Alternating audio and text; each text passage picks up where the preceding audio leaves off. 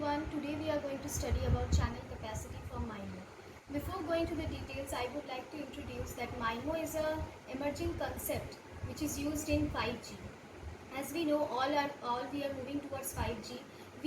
What we need higher data rate. So MIMO gives us the solution. Now let's go to the topic. Channel capacity for MIMO, my topic. Now before going to the MIMO, I would like to introduce the concept of diversity. Why we need to use diversity? Diversity is used to create independent fading path. Now we transmit the same signal in independent fading channels so that the probability of the signal being getting faded at the same time is not the same.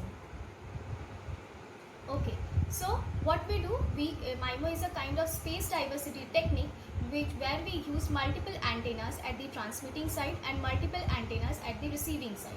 Now this concept of MIMO came from the two researchers I would like to cite. The two researchers' names are Arogyasamy Paulraj and Thomas Kainak, and the concept of MIMO was first introduced in 1993. Now, as we see from the figure that the basic concepts of MIMO, there are multiple antennas at the transmitter and multiple antennas at the receiving side, and there exists a channel matrix whose order is the number of transmitting antennas and the number of receiving antennas.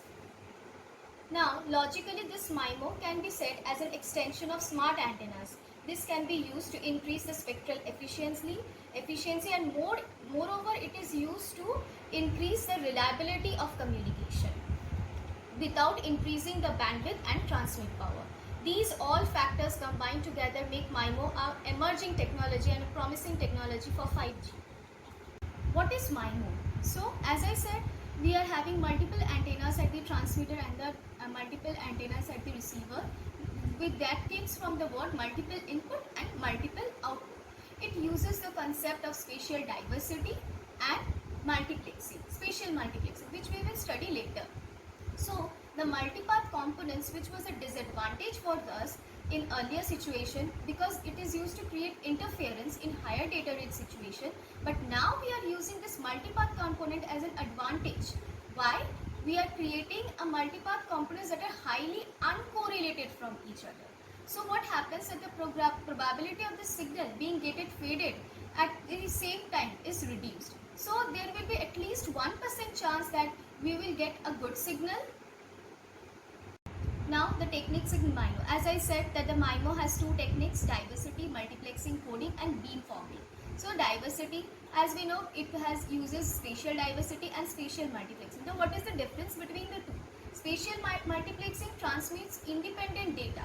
It transmits independent data over the channels. But spatial diversity transmits the same amount of data. The same data is replicated over multiple channels. Coding is done to reduce the bit error rate. And beamforming means when the transmitting signal from multiple antennas, beamforming can radiate the energy in a particular direction. By adjusting the magnitude and phase of the phase angle, we can radiate the antenna in a particular direction.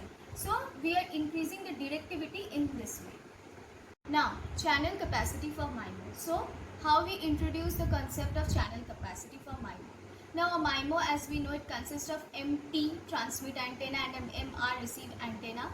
Now H is the channel matrix of size MT into MR, and X1 to X is the input vector which depends upon the number of transmitting antennas on the transmitter side, and N is the noise that is added in the channel whenever a signal is when a signal transmits through a channel. So, and Y is an output vector which depends on the number of receiving antennas. The channel capacity is determined by this equation, that is expectancy of the log of the determinant of I of MR plus ES. ES is the signal power, MT is the number of transmitting antennas, and N0 is the noise added in the channel. Q is the input covariance matrix. Reminder, covariance matrix is a very important here because by looking at this covariance matrix we can know whether the channel is highly correlated or uncorrelated.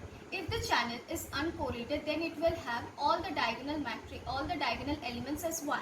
And if the channel is correlated, then all the elements will be 1. And H is the channel matrix.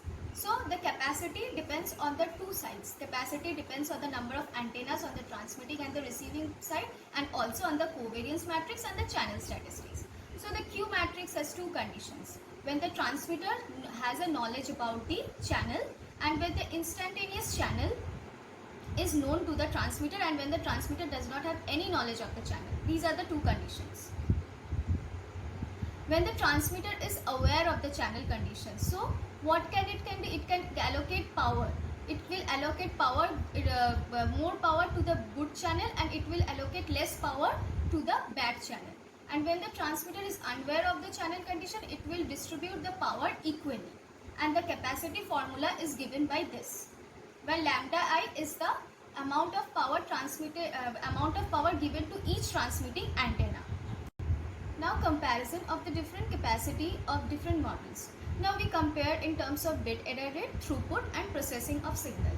As we see from the table that single input, single output was our first case. So here what happens, there is only one transmitting antenna and one receiving antenna. The bit error rate is low. But as we see, gradually the bit error rate achieves its optimal value in MIMO case, that is multiple input and multiple output.